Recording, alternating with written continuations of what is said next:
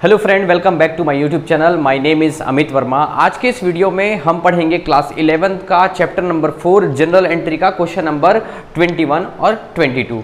तो जो आज ये वीडियो फर्स्ट टाइम देख रहा है मेरा, तो मैं उनसे रिक्वेस्ट करूंगा कि मैंने अलग से एक प्लेलिस्ट बना के रखा है अलग अलग चैप्टर का, जैसे कि जनरल एंट्री हो गया, अकाउंटिंग इक्वेशन हो गया। तो आप उन सारी वीडियो से पहले एक बार गो थ्रू हो जाइए, ताकि मेरी बताई हुई हर एक बात आपको बहुत अच्छे से समझ आ सके। क्योंकि देखिए, अकाउंट्स का बेसिक जो है वो आपको मैंने पहले बता दिया है, ठीक है। तो आज हम लोग करेंगे क्वेश्चन नंबर 21 और 22। तो चलिए स्टार्ट करते हैं क्वेश्चन नंबर 21 से। Question number 21, pass general entry in the book of cloth merchant Messrs Agrawal brothers for the following. और ये जनवरी का पूरा ट्रांजैक्शन दिया हुआ है। पहला है 1 January commence business with cash and goods. तो इसका जो जनरल एंट्री होगा वो होगा cash account debit, stock account debit to capital account. जब भी बिजनेस में गुड्स आता है, जब बिजनेस स्टार्ट किया जाता है और गुड्स आता है, तो उसमें हम सबसे पहले उसको स्टॉक लिखते हैं, ठीक। तो यहां पर आ जाएगा 20,000 रुपीज, 25,000 रुपीज और ये हो जाएगा 45,000। नरेशन होगा बीइंग बिजनेस स्टार्टेड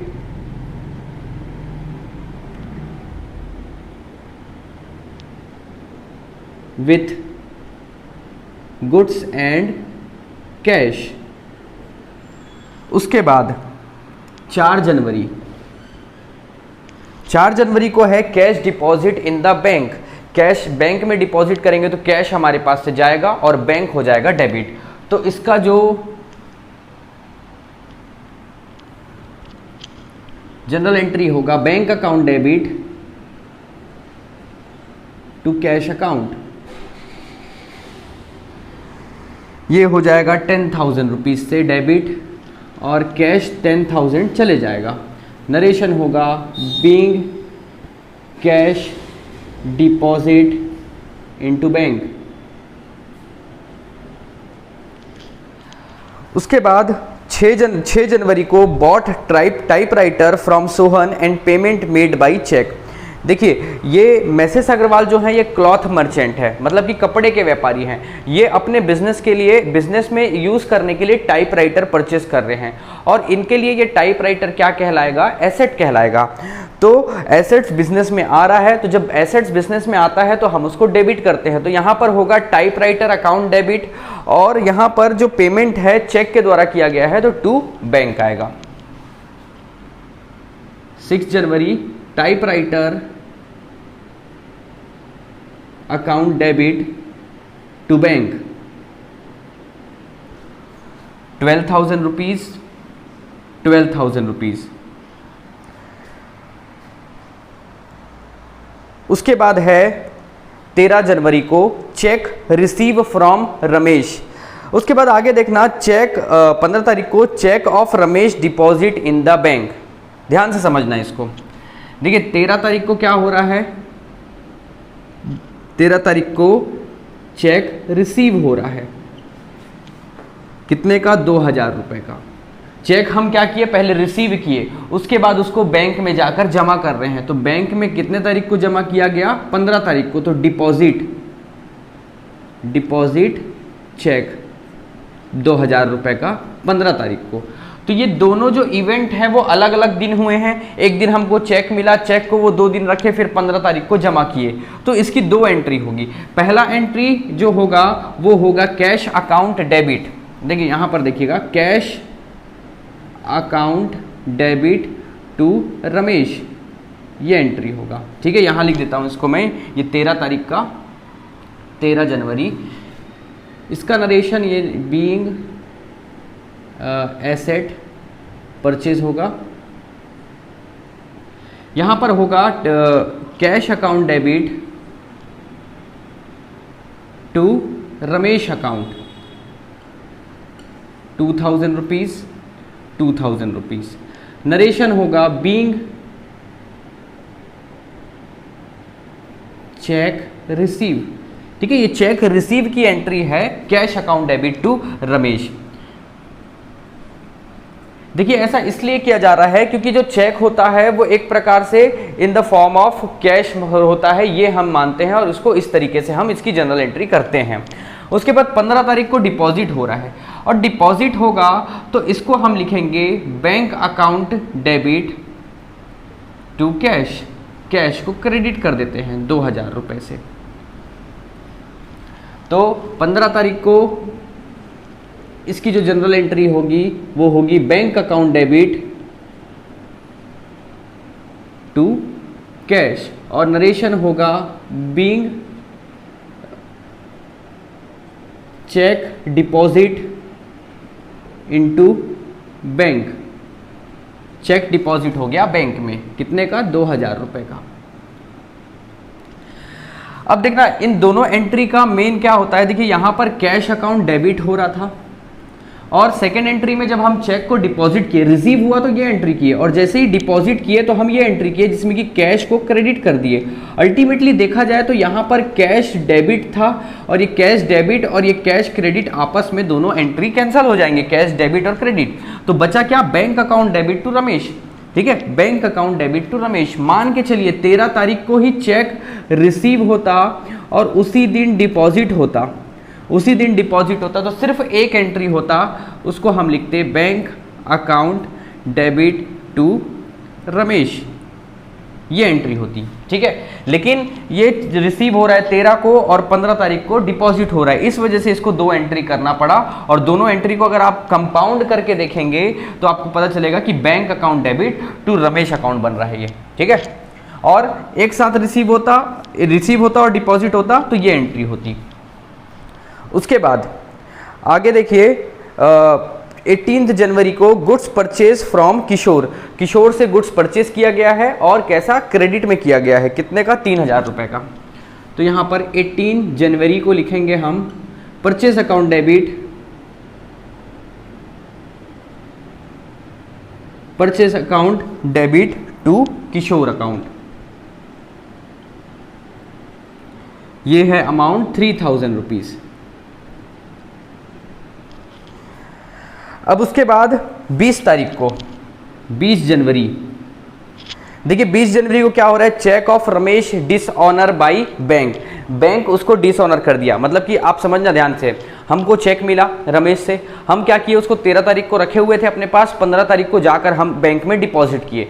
अब जैसे ही डिपॉजिट किए तो वो क्या हो गया? डिसऑनर हो गया। डिसऑनर का मतलब ये होता है कि रमेश के अकाउंट में उतना पैसा था ही नहीं, रमेश के अकाउंट में उतना पैसा था ही नहीं, इस वजह से वो चेक डिसऑनर हो गया। देखिए आपको इसकी मैं अगर कहानी बताऊं तो क्या होता है, कभी कभार कुछ लोग ना फ्रॉड करते हैं। कैसे फ्रॉड करते हैं? पहले किया जाता था, आजकल ये नहीं होता। पहले जैसे कि लोग क्या करते थे, चेक लेकर मोबाइल खरीदने जाते थे, चेक लेकर टीवी खरीदने जाते थे। मान के चलिए चेक लिए और चले गए मोबाइल दुकान और 20,000 रुपये का मोबाइल ले लिया और चेक दे दिए। अब चेक यार वो इमीडिएटली तो बैंक में जाकर डिपॉजिट नहीं करेगा, हो सकता है वो शाम को अगले दिन करे या 2-3 दिन बाद, जिस दिन वो फ्री रहे उस दिन करे, या उसी दिन भी कर रहा है तो उसको क्लियर होने में 2-3 दिन समय लगता है और तब तक के वो मोबाइल लेके तो चले जाएगा। तो ऐसे क्या होता था, लोग मोबाइल ले लेते थे, चेक दे देते थे, टीवी ले लिए, चेक दे दिए। इससे क्या होता था, बहुत ज़्यादा फ्रॉड को बढ़ावा मिल रहा था। उसके बाद लोग, अब तो आजकल डिजिटल हो गया है तो ये चेक ये सब लेना अब बंद कर दिए हैं। अगर कोई जान पहचान का है तो उसी से ही चेक लिया जाता है। बाकी अगर आप खुद कोशिश करके देखिएगा, आप चेक ले जाना और बोलना कि मैं चेक से इस मोबाइल को खरीद रहा हूँ और चेक से मैं पेमेंट करूँगा, मना कर देंगे, बोलेंगे हम चेक एक्सेप्ट नहीं करेंगे, या तो आप कैश दे दिए। ठीक, तो और कभी कभार क्या होता है, जाने अनजाने में भी लोग कभी कभार अपने किसी परिचित को चेक दे देते हैं और उनका चेक डिसऑनर हो जाता है, उनको पता नहीं रहता कि हमारे अकाउंट में उतना पैसा नहीं है। तो यहाँ पर बिजनेस का मामला है, तो यहाँ पर वैसे ही हुआ होगा। रमेश हमको चेक दिया, हम इसको डिपॉजिट कर दिए, पता चला कि उसके चेक क्या हो गया, डिसऑनर हो गया, उसके अकाउंट में उतने पैसे थे ही नहीं। तो अब इसकी जनरल एंट्री क्या होगी? तो देखिए अल्टीमेटली ये दो जनरल एंट्री को हम किए थे तो ये क्या बन रहा था, bank account debit to Ramesh बन रहा था, और ये डिसऑनर हो जाएगा तो जस्ट इसका अपोजिट एंट्री हो जाता है। तो इसका जो एंट्री होगा वो होगा Ramesh account debit to bank account 2000 being cheque dishonour. देखिए, तो जितने भी बैंक को रेगुलेट करता है, जितने भी कमर्शियल बैंक है, जैसे कि एसबीआई हो गया, पंजाब नेशनल हो गया, यूनियन हो गया, बैंक ऑफ बड़ौदा हो गया, देना बैंक हो गया, और भी आपके नज़दीकी घर के आसपास जितने भी बैंक होंगे उस सारे सारे बैंकों को हम क्या बोलते हैं? कमर्शियल बैंक बोलते हैं। और उनको रेगुलेट कौन करता है? तो आरबीआई रेगुलेट करता है। आरबीआई मतलब रिजर्व बैंक ऑफ इंडिया, वो रेगुलेट करता है। तो आरबीआई ने भी गाइडलाइन जारी कर दिया है कि अगर किसी का चेक डिसऑनर होता है तो उसको उस पर फाइन देना पड़ेगा। ठीक है, तो कभी कभार जाने अनजाने में डिसऑनर हो जा रहा है, मान के चलिए हम रमेश हमको चेक दिया था और चेक डिसऑनर हो गया, तो रमेश को फाइन पड़ेगा। क्यों? क्योंकि भाई वो चेक कैसे इशू किया कर सकता है जब उसके अकाउंट में पैसा नहीं है। तो ठीक है, कभी कभार देखना मार्केट में ऐसा होता है, चेक पहले से दे देते हैं और बोलते हैं भैया अपना 10 तारीख के बाद ये चेक लगाना या 15 तारीख के बाद ये चेक लगाना।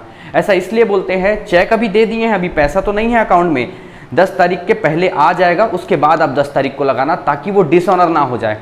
और डिसऑनर होगा तो क्या होता है? फाइन लग जाता है। क्लियर है? उसके बाद इसको थोड़ा सा मिटा देते हैं।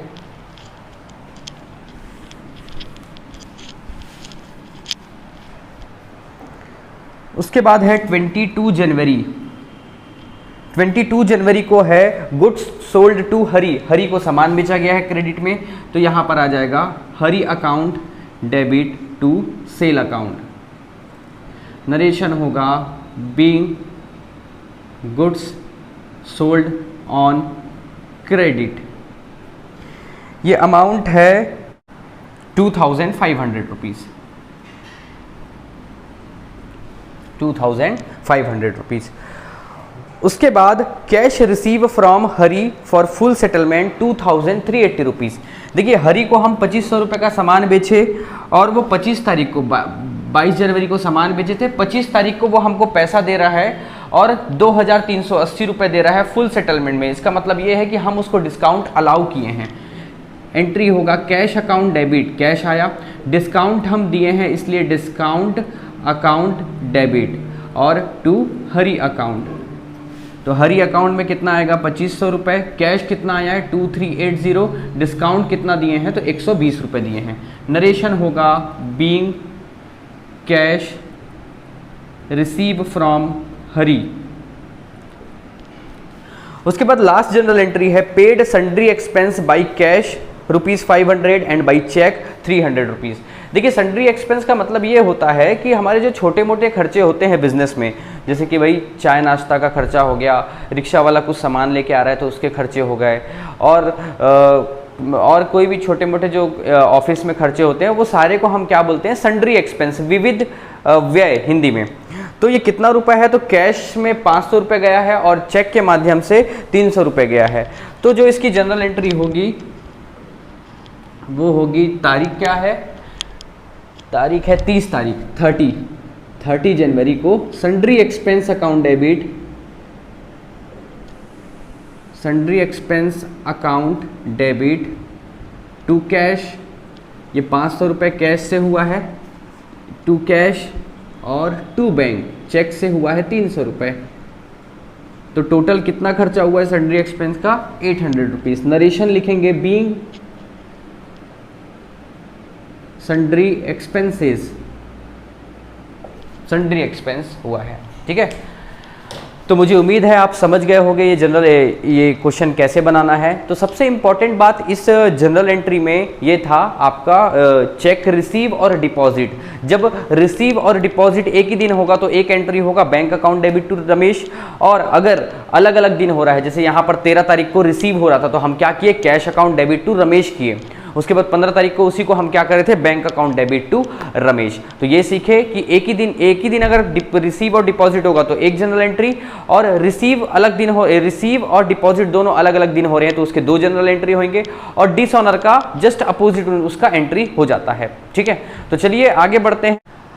और जिन्होंने अभी तक के मेरे चैनल को सब्सक्राइब नहीं किया है तो उनसे मैं रिक्वेस्ट करूंगा कि आप चैनल को सब्सक्राइब कर लीजिए और नोटिफिकेशन के बेल आइकन को आप प्रेस, ताकि मेरे आने वाले वीडियो का आपको नोटिफिकेशन मिलता रहे और आप क्लास 11th में बहुत अच्छा स्कोर कर सकें। ठीक है, तो अब हम करेंगे question number 22। Pass general entry for the following transaction in the book of Messrs Ram Kumar and sons. ठीक है, तो हम किसकी बुक में जनरल एंट्री करेंगे? राम कुमार सन्स की बुक में। पहला जो ट्रांजैक्शन है स्टार्टेड बिजनेस 90,000 से, तो पहला होगा cash account debit to capital account, narration होगा being started business with cash 90,000 rupees थे। ये 90,000 डेबिट और ये 90,000 क्रेडिट। सेकेंड ट्रांजेक्शन है machine purchase for Mohan brothers. देखिए मोहन ब्रदर्स से मशीन खरीदा गया है, कितने रुपए का? 15,000 रुपए का। तो मशीन एक एसेट है, मशीन हमारे बिजनेस में आ रहा है, तो machine account debit to Mohan account, क्योंकि ये क्रेडिट में खरीदा गया है। Machine account debit to Mohan account. मशीन की वैल्यू है 15,000 रुपीज, 15,000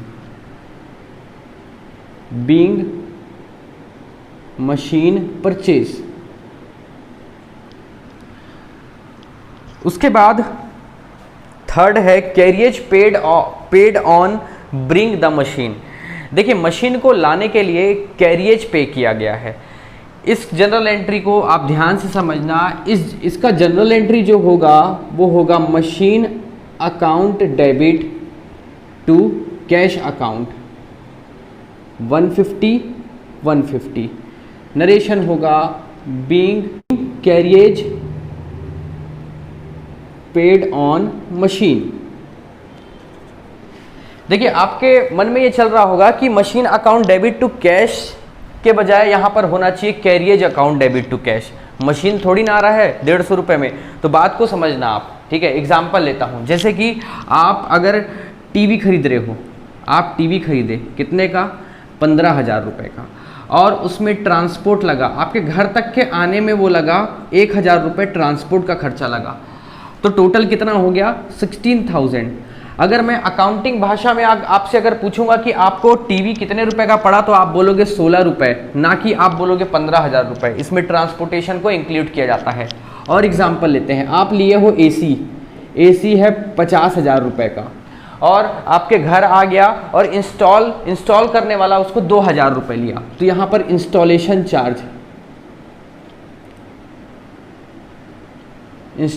चार्ज लगा 2,000 रुपए।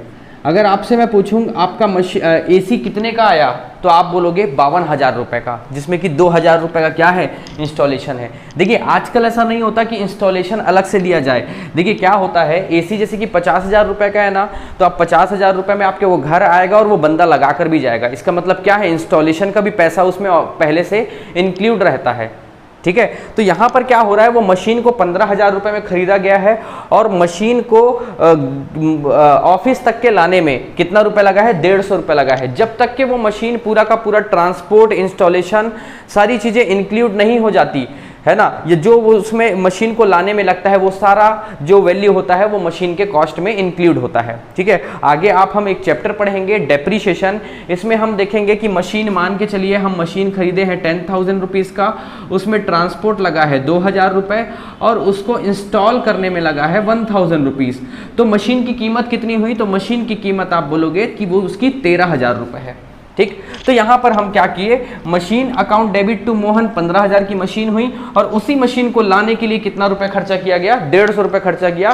तो उसको हम लिखेंगे machine account debit to cash account. और बाद में मान के चलिए 6 महीने बाद उसको रिपेयर का जरूरत पड़ा, रिपेयर करवाने का, तो वो repair account debit to cash होगा। या मान के चलिए 6 महीने बाद उस मशीन को कहीं और ट्रांसफर किया जा रहा है ना, तो उसमें भाड़ा लग रहा है, कार्टेज लग रहा है, तब हम cartage account debit to cash लिखेंगे। लेकिन जब पहली बार उसको लाया जाता है तो वो मशीन अकाउंट डेबिट में जाएगा। क्लियर है? उसके बाद है 4th entry, goods sold to Kuldeep. Kuldeep को सामान बेचा गया है क्रेडिट में, तो Kuldeep account debit to sale account. Amount है 9,000 रुपीज। नरेशन है being goods sold on credit. उसके बाद पांचवा जनरल एंट्री है payment made by Kuldeep for full settlement 8,830 rupees. देना था उसको 9,000, दे कितना रहा है 8,830 रुपए दे रहा है।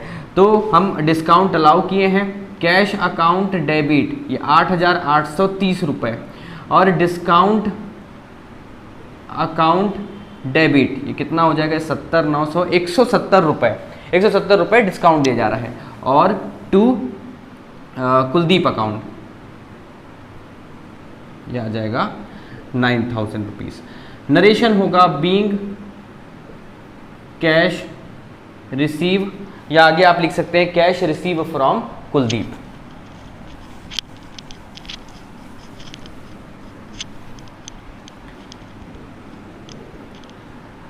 छठवां जनरल एंट्री है cheque receive from Ramesh and deposit it to the bank. देखिए छठवें एंट्री में चेक रिसीव हुआ और इमीडिएटली उसी दिन ही हम क्या किए उसको डिपॉजिट कर दिए। जब अगर तुरंत रिसीव हो और तुरंत हम उसको डिपॉजिट करें तो उसके लिए मात्र एक जनरल एंट्री होगा और वो जनरल एंट्री को हम क्या बोलेंगे, उस ट्रांजेक्शन को हम क्या लिखेंगे, तो bank account debit to Ramesh account,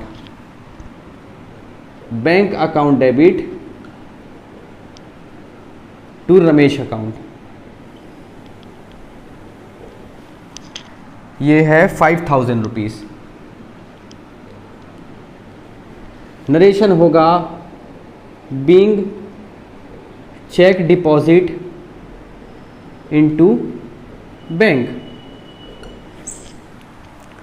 उसके बाद 7 तारीख को है गुड्स सोल्ड फॉर कैश, सामान बेचे हैं 3,000 रुपए का कैश में, तो कैश आएगा cash account debit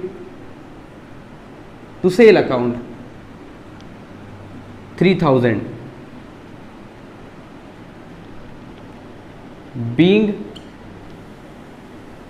cash being goods sold. उसके बाद 8th एंट्री है, 8th ट्रांजेक्शन है cash withdrawn from the bank for office use. देखिए यहां पर बैंक से पैसा निकाला जा रहा है ऑफिस यूज के लिए, तो यहां पर क्या होगा bank cash account debit to bank, bank से पैसा निकल गया और क्या आ गया कैश के रूप में आ गया, तो कैश होगा डेबिट और बैंक होगा credit, cash account debit to bank account. Narration होगा being cash withdraw from bank for office use. देखिए अगर यही अगर पर्सनल यूज होता तो यहां पर जनरल एंट्री पूरा चेंज हो जाता, यहां पर होता drawing account debit to bank account. ये ऑफिस यूज के लिए ये पैसा निकाला जा रहा है, इस वजह से ये होगा cash account debit to bank account. Amount है 2,000 रुपीज।